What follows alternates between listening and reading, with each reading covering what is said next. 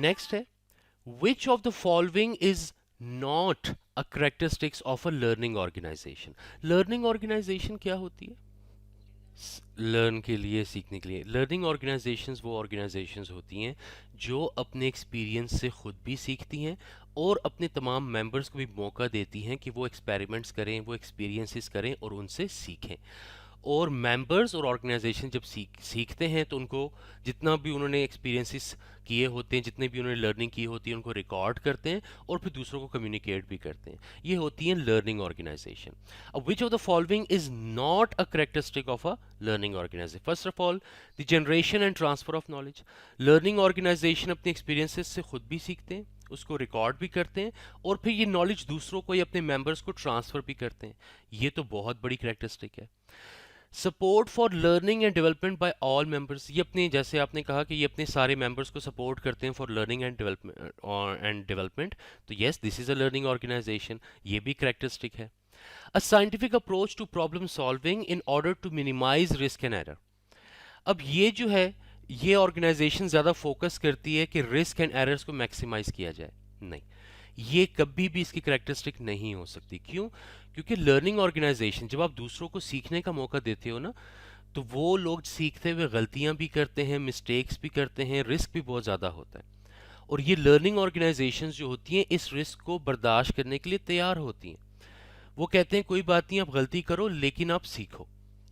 तो वहाँ पर एम्प्लॉयज़ जो हैं या मेंबर्स जो हैं वो बहुत ज़्यादा गलतियाँ करते हैं, लेकिन वो गलतियों से सीखते हैं और आहिस्ता आहिस्ता उनमें इम्प्रूवमेंट आती हैं। तो लर्निंग ऑर्गेनाइजेशंस वो ऑर्गेनाइजेशंस होती हैं जो पहले से तैयार होती हैं कि जब हम लोगों को लर्न करने का मौका देंगे तो वो गलतियाँ करेंगे और वो उन एरर्स को खुशी खुशी एक्सेप्ट करते हैं।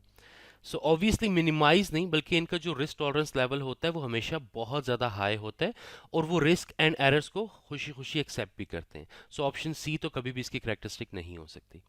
D, willingness to continuously transform itself in response to a changing environment. Yes, ये जैसे जैसे देखते हैं कि हमारा इन्वायरमेंट चेंज हो रहा है, उसमें नई नई चीज़ें आ रही हैं, उसमें इनोवेशन हो रही हैं, उन सब चीज़ों को सीखते हैं, उनको लर्न करते हैं और अपने आप को चेंज करते हैं। बहुत ज़्यादा डायनामिक ऑर्गेनाइजेशंस होती हैं, ये फिक्स या स्टैटिक ऑर्गेनाइजेशंस नहीं होती। ये चेंज को एक्सेप्ट करते हैं, जैसे जैसे चीज़ें लर्न करते हैं, जैसे जैसे नई चीज़ें सीखते हैं, चेंज को हैप्पीली एक्सेप्ट करते हैं और खुद को ट्रांसफॉर्म करते हैं और इनकी विलिंगनेस बहुत हाई होती है। तो ये भी एक रीज़न है। So A, B and D, all three are the reasons.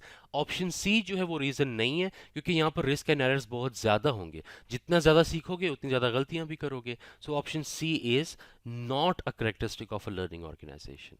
Clear with this? Okay, next है, Kolb argued that there are four stages to learning which always begin with concrete experience. ये true है या false है, क्या ख्याल है? Very good, that's the point. बिल्कुल ठीक है। ये 4 स्टेप्स होते हैं लर्निंग के एज पर कॉल्ब्स, और ये कहीं से भी स्टार्ट हो सकता है। ये यहाँ से भी स्टार्ट हो सकता है, यहाँ से भी हो सकता है, यहाँ से भी हो सकता है और यहाँ से भी हो सकता है। बट ऑब्वियसली ये 4 स्टेप्स एक सीक्वेंस में ही चलेंगे, जहाँ से मर्जी स्टार्ट हो जाए। तो कभी भी ज़रूरी नहीं है कि वो हमेशा कॉन्क्रीट एक्सपीरियंस से ही स्टार्ट हो। एब्स्ट्रैक्ट, जैसे फॉर एग्जांपल आप एग्ज़ाम के लिए प्रिपेयर हो रहे हो, ठीक है, तो आप क्या कर रहे हो, आप बुक से पढ़ रहे हो एग्ज़ाम के लिए। ये है, आप कर रहे हो एब्स्ट्रैक्ट कॉन्सेप्चुलाइजेशन। फिर उसके बाद आपका एग्ज़ाम लिया जाता है। एग्ज़ाम इसलिए नहीं लिया जाता कि आपको पास या फेल किया जाए, एग्ज़ाम इसलिए लिया जाता है कि आपसे एक्सपेरिमेंट करवाया जाए कि रियल लाइफ में क्या आप एज अ चार्टर्ड अकाउंटेंट काम कर सकते हो या नहीं। तो रियल लाइफ केस स्टडीज़ या सिचुएशंस दी जाती हैं आपके एग्ज़ाम में और आपसे एक्सपेरिमेंट करवाए जाते हैं। उसके बाद फिर आपसे आर्टिकलशिप करवाई जाती है। क्यों?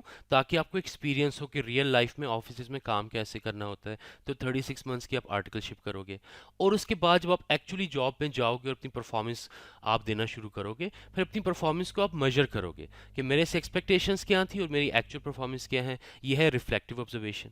तो ये कहीं से भी स्टार्ट हो सकता है। So obviously it's a false one. Clear with this? इसके बाद नेक्स्ट है, which of the following learning styles is best adjusted to acquiring knowledge from group interaction and teamwork? Group interaction and team work से आप किस किस्म की knowledge ले सकते हो? First of all theorist basically इस किस्म की नॉलेज आप बुक्स मैगजीन सेल्फ स्टडी करके या किसी टीचर से सीख के आप नॉलेज या लर्न कर सकते हो, तो ये तो थ्योरिस्ट होता है बेसिकली। रिफ्लेक्टर्स वो होता है जो चीज़ों को ऑब्जर्व करता है और उसके बाद ऑब्जर्व करने के बाद वो उन चीज़ों को रिफ्लेक्ट करता है या सीखता है, तो वो ऑब्जर्वर्स होते हैं बेसिकली रिफ्लेक्टर्स।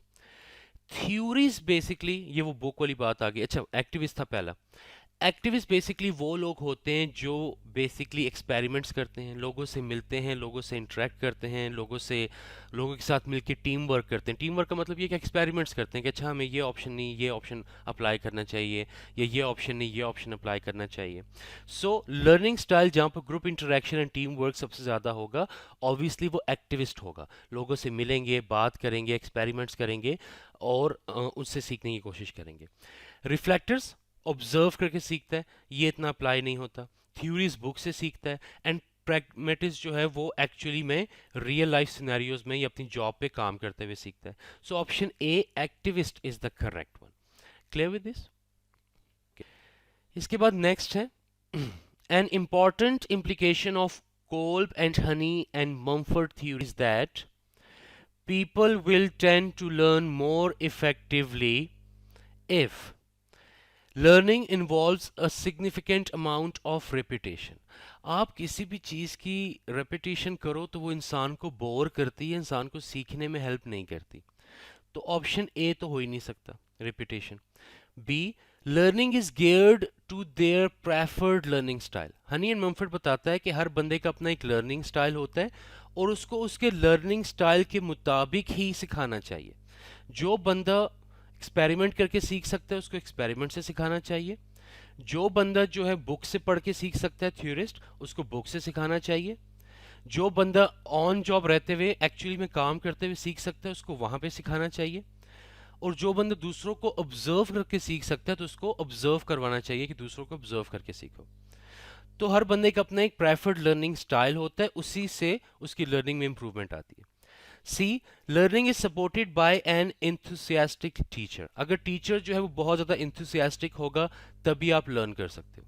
अब बंदे का अगर दिल ही नहीं कर रहा पढ़ने का, टीचर जितना भी इंथुसियास्टिक हो जाए वो कुछ भी नहीं कर सकता, कुछ भी नहीं बिगाड़ सकता उसका। तो ये भी ऑप्शन सही नहीं है। Learning appears to offer tangible practical benefits. Learning के ऑब्वियसली टेंजिबल प्रैक्टिकल बेनिफिट्स तो होते ही हैं, बट ये हनी एंड मम्फर्ड ने नहीं कहा था, ये किसी और ने कहा था। ठीक है, हनी एंड मम्फर्ड ने इसकी कोई बात नहीं की अपने मॉडल में। तो कौन सा ऑप्शन ठीक है? ऑप्शन बी, क्योंकि यस हनी एंड मम्फर्ड ने सिर्फ एक ही बात की अपने मॉडल में कि हर बंदे का अपना लर्निंग स्टाइल होता है। वो थ्योरिस्ट हो सकते हैं, वो रिफ्लेक्टर्स हो सकते हैं, वो एक्टिविस्ट हो सकते हैं, प्रैग्मेटिस्ट हो सकते हैं, और जो भी उनका लर्निंग स्टाइल होगा उसी के हिसाब से ही आपने उनको सिखाना है। So option B is the correct one. Clear with this? इसके बाद नेक्स्ट है the learning by doing approach based on Kolb's learning cycle begins with ACT. Put the following stages of the cycle into the correct order. ACT का मतलब क्या कि पहले आप कोई चीज़ सीखते हो और उसके बाद एक्शन लेते हो, उसको अप्लाई करते हो। एक्ट का मतलब कि उसको आप इम्प्लीमेंट करते हो, और जब इम्प्लीमेंट करके आप कुछ सीखते हो तो उसको बेसिकली हम एक्टिव कहते हैं या एक्ट कहते हैं। ये भी वही कॉल्ब का लर्निंग साइकिल है। फर्स्ट करो, पहले एब्स्ट्रैक्ट कॉन्सेप्चुलाइजेशन होती है, लर्निंग फ्रॉम द एक्सपीरियंस। फिर उसके बाद एक्टिव एक्सपेरिमेंटेशन होती है, फिर कंक्रीट एक्सपीरियंस होता है, फिर रिफ्लेक्टिव ऑब्जर्वेशन होता है। अब ये लर्निंग साइकिल कहीं से भी स्टार्ट हो सकता है। एक्ट मतलब एक्टिव, कि एक्सपेरिमेंट करते हो। आप क्या करते हो, एक नॉलेज आपके पास आ गई, अब उसको डिफरेंट सिनेरियोज में डिफरेंट चीज़ों पे एक्सपेरिमेंट करते हो और फिर उससे आप सीखने की कोशिश करते हो। तो इसमें आप बेसिकली क्या कर रहे हो, एक्ट का मतलब learning by doing, learn by doing जब आप करते हो, ये लर्निंग बाय डूइंग आप करते हो, तो इसका मतलब ये है कि आपके पास एक नॉलेज है, उसको आप अप्लाई करते हो और अप्लाई करके सीखते हो। तो एक्ट या लर्न बाय डूइंग जो है वो अप्लाई प्रिंसिपल्स जो है इसका करेक्ट ऑप्शंस होंगे। Clear with this?